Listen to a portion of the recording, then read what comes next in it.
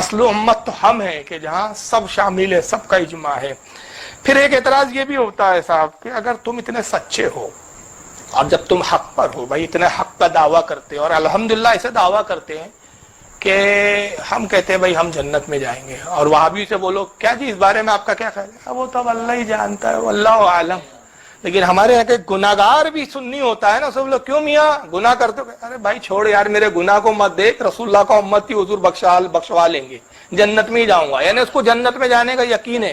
ایک سوال ہے کہ جنت میں کون سا فرقہ جائے گا؟ کیا وہابی دیوبندی سب جنت میں جائیں گے؟ دیکھیے کہ حضور صلی اللہ علیہ وسلم کی حدیث مبارکہ ہے کہ میری امت کے 73 فرقے ہوں گے، ان میں سے 72 جہنمی ہوں گے اور ایک جنتی ہوگا، اور اس جنتی فرقے کا نام اہل سنت والجماعت ہے، یعنی سنی جسے کہا جاتا ہے۔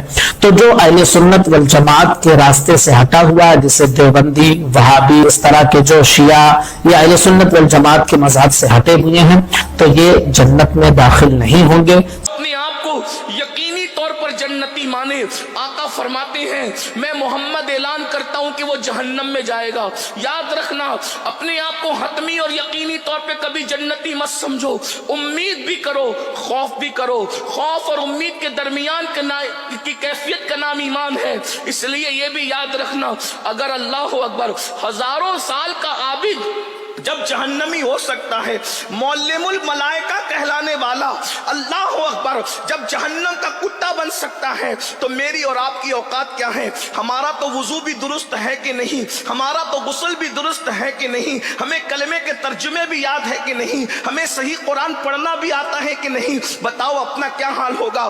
اگر رسول اللہ کی بات کو مانتے ہو تو یہ بات ہمیں یقین کے ساتھ جاننا چاہیے کہ آخرت حق ہے، اللہ فیصلہ کرے گا اور ضرور فیصلہ کرے گا، اور فرماتا ہے فَيَغْفِرُ مَن يَشَاءُ، جس کو چاہے گا بخشے گا، وَيُعَذِّبُ مَن يَشَاءُ، اور جس کو چاہے گا عذاب دے گا۔